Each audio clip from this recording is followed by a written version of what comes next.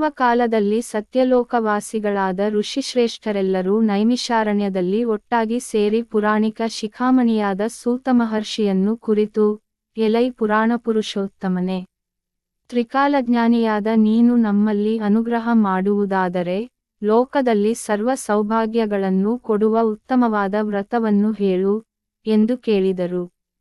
ಸಂತುಷ್ಟನಾದ ಸೂತಮಹಾಮುನಿ ಆಗ ಪುಂಖಾನುಪುಂಖ ಹೇಳಿದ ವಿಷಯವಿದು. ಎಲೈ ಋಷಿಗಳಿರ, ಕೇಳಿ, ಲೋಕದಲ್ಲಿ ಭಕ್ತಿಯಿಂದ ಪೂಜಿಸುವವರಿಗೆ ಸಕಲ ಇಷ್ಟಾರ್ಥಗಳನ್ನು ಕೊಡುವ ಅತ್ಯುತ್ತಮವಾದ ವ್ರತವೊಂದುಂಟು. ಅವರ ವಿವರವನ್ನು ನಿಮಗೋಸ್ಕರ ಹೇಳುವೆನು ಕೇಳಿ. ಮನೋಹರವಾದ ಶೃಂಗಗಳಿಂದ ಒಪ್ಪುತ್ತಿರುವ ಕೈಲಾಸ ಪರ್ವತವು ದೇವನದಿಗಳಿಂದ ಪೂರ್ಣವಾಗಿ ಫಲಭರಿತವಾದ ನಾನಾ ಬಗೆಯ ವೃಕ್ಷ ಸಮೂಹದಿಂದ ಕೂಡಿ ಕಾಮಧೇನು ಕಲ್ಪವೃಕ್ಷ ಸೇವಿತಮಾಗಿ ಸಕಲ ಸುಖಗಳಿಗೂ ಆವಾಸ ಸ್ಥಾನವಾಗಿರುವುದು. ಆದ ಕಾರಣ ಯಕ್ಷರಾಕ್ಷಸ ಗರುಡ ಗಂಧರ್ವ ದೇವಮಾನುಷಾದಿಗಳು ತಮ್ಮ ಪೂರ್ವ ಪುಣ್ಯಾನುಸಾರ ಸೇರಿ ಅಲ್ಲಿಗೆ ಒಡೆಯನಾದ ಪಾರ್ವತೀಶ್ವರನಿಗೆ ಸೇವೆ ಸಲ್ಲಿಸುತ್ತಿರುವರು. ಒಂದಾನೊಂದು ಕಾಲದಲ್ಲಿ ಹರ್ಷಯುಕ್ತನಾಗಿ ದೇವದೇವನಾದ ಪರಮೇಶ್ವರನು ಪಾರ್ವತಿಯಾಡನೆ ಸಂತೋಷದಿಂದ ಕುಳಿತಿರುವಾಗ ಲೋಕಾನುಗ್ರಹಾರ್ಥವಾಗಿ ಜಗನ್ಮಾತೆಯಾದ ಪಾರ್ವತಿಯು ಪರಮೇಶ್ವರನನ್ನು ಕುರಿತು, ಎಲೈ ಮಹಾದೇವನೇ, ಪ್ರಪಂಚದಲ್ಲಿ ಸಕಲ ಸುಖಗಳನ್ನು ಕೊಟ್ಟು ಭಕ್ತರ ಕಷ್ಟವನ್ನು ಪರಿಹರಿಸಿ ಸೌಭಾಗ್ಯ ಸಂತೋಷಗಳನ್ನು ಉಂಟುಮಾಡುವ ವ್ರತವಾವುದು. ಅದನ್ನು ನನಗೆ ಹೇಳು, ಎಂದು ಕೇಳಿದಳು. ತರಗತಿಯಲ್ಲೇ ವಿದ್ಯಾರ್ಥಿಗಳ ರೊಮ್ಯಾನ್ಸ್ ವಿಡಿಯೋ ಭಾರೀ ವೈರಲ್, ಮುಗಿಲೆದ್ದ ಆಕ್ರೋಶ. ಆಗ ಪರಮೇಶ್ವರನು, ಎಲೌ ಪಾರ್ವತಿಯೇ, ಕೇಳು, ಸರ್ವ ಸಂಪತ್ಪ್ರದವಾದ ಪುತ್ರಪೌತ್ರದಾಯಕವಾದ ಸನ್ಮಂಗಳ ಸಂತಾನಕರವಾದ ವರಲಕ್ಷ್ಮೀ ವ್ರತವೆಂಬುದೊಂದುಂಟು. ಈ ವ್ರತವನ್ನು ಭಕ್ತಿ ಸಂಪನ್ನರಾದ ಹೆಂಗಸರಾಗಲಿ ಗಂಡಸರಾಗಲಿ ಮಕ್ಕಳಾಗಲಿ ಮಾಡಬಹುದು. ಈ ವ್ರತವನ್ನು ಶ್ರಾವಣ ಮಾಸದ ಶುಕ್ಲಪಕ್ಷದಲ್ಲಿ ಹುಣ್ಣಿಮೆಗೆ ಹತ್ತಿರವಾದ ಶುಕ್ರವಾರದ ದಿನ ಮಾಡಬೇಕು, ಎಂದನು. ಆಗ ಆನಂದ ತುಂದಿಳಾದ ಪಾರ್ವತಿ, ಸ್ವಾಮಿ, ಆ ವ್ರತದ ನಿಯಮವೇನು? ಅದನ್ನು ಹೇಗೆ ಮಾಡಬೇಕು? ಆ ವ್ರತಕ್ಕೆ ಅಧಿದೇವತೆ ಯಾರು? ಎಂದು ಕೇಳಿದಳು. ಆಗ ಪರಮೇಶ್ವರನು, ಆ ವ್ರತಕ್ಕೆ ಅಧಿದೇವತೆ ಮಹಾಲಕ್ಷ್ಮಿ. ಇದನ್ನು ಶ್ರಾವಣ ಮಾಸದಲ್ಲಿ ಪೌರ್ಣಿಮೆ ಸಮೀಪಸ್ಥವಾದ ಭೃಗುವಾರದಲ್ಲಿ ಮಾಡಬೇಕು. ಹಾಗೆ ಮಾಡಿದ ಭಕ್ತರ ಕೋರಿಕೆಗಳೆಲ್ಲ ಕೈಗೂಡಿ ಕಷ್ಟ ಕಾಯಕಗಳು ನಾಶವಾಗುವುವು. ಇದು ಸತ್ಯ. ಈ ವಿಷಯದಲ್ಲಿ ಪ್ರಸಿದ್ಧವಾದ ಒಂದು ಕಥೆಯುಂಟು. ಅದನ್ನು ನಿನಗೋಸ್ಕರವಾಗಿ ವಿಸ್ತರಿಸಿ ಹೇಳುವೆನು, ಕೇಳು, ಎಂದು ಕಥೆಯನ್ನು ಹೇಳಲು ಅನುವಾದನು.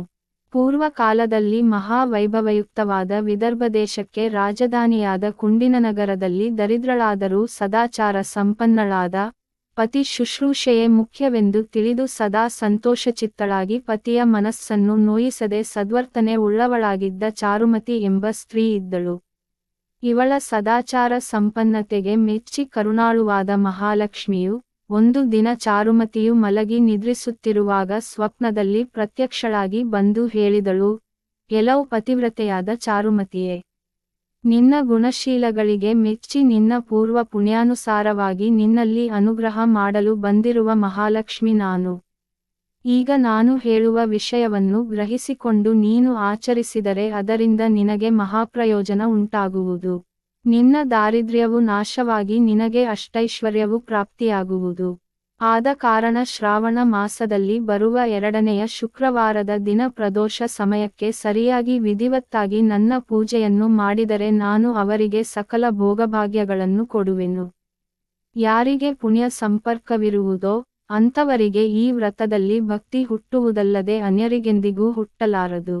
ಇಹಲೋಕದಲ್ಲಿ ಯಾರು ನನ್ನನ್ನು ಭಕ್ತಿಯಿಂದ ಪೂಜಿಸುವರೋ ಅವರೇ ಧನ್ಯರು, ಅವರೇ ಶೂರರು, ಅವರೇ ಪುಣ್ಯಶಾಲಿಗಳು, ಅವರೇ ಮಹಾತ್ಮರು, ಸಾಹಸಿಗಳು, ಅವರೇ ಪಂಡಿತರು, ಅಂಥವರೇ ಸ್ತೋತ್ರಾರ್ಹರು, ಬಹಳವಾಗಿ ಹೇಳುವುದೇನು, ಅವರೇ ಸರ್ವೋತ್ತಮರು.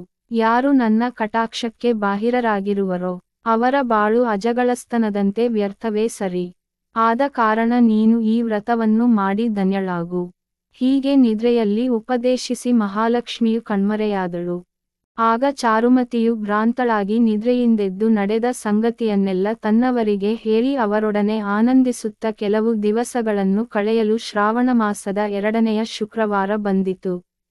ಆ ದಿನ ಭಕ್ತಿವಂತರಾಗಿ ಶ್ರದ್ಧೆಯಿಂದ ಕಲ್ಪೋಕ್ತ ಪ್ರಕಾರವಾಗಿ ಬಹು ಜನ ಭಕ್ತರು ವರಮಹಾಲಕ್ಷ್ಮಿಯನ್ನು ಪೂಜಿಸಿ ಸಂತೋಷದಿಂದ ಕೋರಿಕೆಗಳನ್ನು ಕೈಗೂಡಿಸಿಕೊಂಡು ಸುಖದಿಂದ ಬಾಳುತ್ತಿದ್ದರು. ಇತ್ತ ದರಿದ್ರಳಾದ ಚಾರುಮತಿಯು ನಿಯಮದಿಂದ ಈ ವ್ರತವನ್ನು ಮಾಡಿ ವರಲಕ್ಷ್ಮಿಯ ಕಟಾಕ್ಷದಿಂದ ಅಷ್ಟೈಶ್ವರ್ಯವನ್ನು ಪಡೆದಳು. ಪುತ್ರಪೌತ್ರಾದಿಗಳಿಂದ ಕೂಡಿ ಸುಖವನ್ನು ಅನುಭವಿಸುತ್ತಾ ಬಡವರಿಗೆ ಅನ್ನದಾನ ಮಾಡಿ ಬಂಧುವರ್ಗದವರನ್ನು ಪ್ರೀತಿಯಿಂದ ಕಾಪಾಡುತ್ತಾ ಇಹಲೋಕದಲ್ಲಿ ಅನಂತವಾದ ಅಪಾರ ಸೌಖ್ಯ ಅನುಭವಿಸಿ ಪರಲೋಕದಲ್ಲಿ ಶ್ರೇಷ್ಠವಾದ ಪತಿಸಾಯುಜ್ಯವನ್ನು ಪಡೆದಳು. ಆದ ಕಾರಣ ಈ ಲೋಕದಲ್ಲಿ ಯಾರು ಭಕ್ತಿಭಾವದಿಂದ ಈ ವ್ರತವನ್ನು ಆಚರಿಸುವರೋ ಅಂಥವರು ಅಖಂಡವಾದ ಐಶ್ವರ್ಯ ಪಡೆದು ವರಲಕ್ಷ್ಮಿಯ ಪ್ರಸಾದದಿಂದ ಭೋಗಭಾಗ್ಯಗಳನ್ನು ಅನುಭವಿಸುವರು. ಪರಮೇಶ್ವರ ಕಥೆಯನ್ನು ಹೇಳಿ ಮುಗಿಸಲು ಪಾರ್ವತಿಯು, ಎಲೈ ದೇವದೇವನೇ, ನನ್ನಲ್ಲಿ ನಿನಗೆ ದಯೆಯುಂಟಾದರೆ ಈ ವಿಧಾನವನ್ನು ವಿವರವಾಗಿ ಹೇಳಬೇಕು ಎಂದು ಕೇಳಿಕೊಂಡಳು. ಆಗ ಪರಮೇಶ್ವರನು ಪೂಜಾ ವಿಧಾನಗಳನ್ನು ಹೀಗೆ ವಿವರಿಸಿದನು. ಕೇಳವು ದೇವಿಯೇ, ಕೇವಲ ಪುಣ್ಯಪ್ರದವಾದ ಶ್ರಾವಣ ಮಾಸದ 2ನೆಯ ಶುಕ್ರವಾರದ ದಿನ ಭಕ್ತಿಯುಳ್ಳ ಸ್ತ್ರೀಯರಾಗಲಿ ಪುರುಷರಾಗಲಿ ಅಭ್ಯಂಜನವನ್ನು ಮಾಡಿಕೊಂಡು ಮಂಗಳ ಸ್ನಾನಾನಂತರ ಶುಭವಸ್ತ್ರಗಳನ್ನು ಧರಿಸಬೇಕು. ಮನೆಯಲ್ಲಿ ರಂಗವಲ್ಯಾದಿಗಳಿಂದ ಅಲಂಕೃತವಾದ ಶುದ್ಧ ಪ್ರದೇಶದಲ್ಲಿ ಮನೋಹರವಾದ ಮಂಟಪವನ್ನು ನಿರ್ಮಿಸಬೇಕು. ಅದರ ಮಧ್ಯದಲ್ಲಿ ಪಂಚವರ್ಣದಿಂದ ಕೂಡಿದ ಅಷ್ಟದಳ ಪದ್ಮವನ್ನು ರಚಿಸಿ ಅದರ ಮೇಲೆ ಮಾವಿನ ಚಿಗುರುಗಳಿಂದ ಕೂಡಿದ ಕಲಶವನ್ನು ಇಟ್ಟು ಪ್ರಾಣಪ್ರತಿಷ್ಠಾಪನ ಪುರಸ್ಸರವಾಗಿ ವರಮಹಾಲಕ್ಷ್ಮಿಯನ್ನು ಪೂಜಿಸಬೇಕು. ಪದ್ಮಾಸನೆ, ಪದ್ಮೂರು, ಪದ್ಮಾಕ್ಷಿ, ಪದ್ಮ ಸಂಭವೆ ಎಂಬ ಮಂತ್ರ ಪೂರ್ವಕವಾಗಿ ಷೋಡಶೋಪಚಾರ ಪೂಜೆಯಿಂದ ದೇವಿಯನ್ನು ತೃಪ್ತಿಪಡಿಸಿ ಯೋಗ್ಯನಾದ ಬ್ರಾಹ್ಮಣನಿಗೆ ಉಪಾಯನ ದಾನವನ್ನು ಕೊಡಬೇಕು. ಸುವಾಸಿನಿಯರನ್ನು ಸಮಾರಾಧನೆ ಸುಗಂಧ ತಾಂಬೂಲಗಳಿಂದ ತೃಪ್ತಿಪಡಿಸಬೇಕು. ಅನಂತರ ಭಕ್ತಿಯುಕ್ತರಾದ ಬ್ರಾಹ್ಮಣ ಸುವಾಸಿನಿಯರಿಗೆ ಭೋಜನ ಮಾಡಿಸಿ ಭೂರಿದಕ್ಷಿಣೆಗಳನ್ನು ಕೊಟ್ಟು ಈ ಕಥೆಯನ್ನು ಕೇಳಬೇಕು. ಸೂತಪುರಾಣಿಕನು ಶೌನಕಾದಿ ಋಷಿಗಳಿಗೆ ಇಷ್ಟೆಲ್ಲ ಹೇಳಿದಾಗ ಋಷಿಗಳು ಸಂತೋಷ ಭರಿತರಾದರು. ಇಂಥ ವರ ಮಹಾಲಕ್ಷ್ಮಿ ವ್ರತವನ್ನು ಯಾರು ಮಾಡುವರೋ ಈ ಕಥೆಯನ್ನು ಯಾರು ಕೇಳುವರೋ ಅವರಿಗೆ ದಾರಿದ್ರ್ಯ ದುಃಖಾದಿಗಳು ನಾಶವಾಗಿ ಪುತ್ರಪೌತ್ರಾದಿ ಸಂಪತ್ತಿಯಿಂದ ಸಕಲ ಭಾಗ್ಯಗಳು ಕೈಗೂಡುತ್ತವೆ.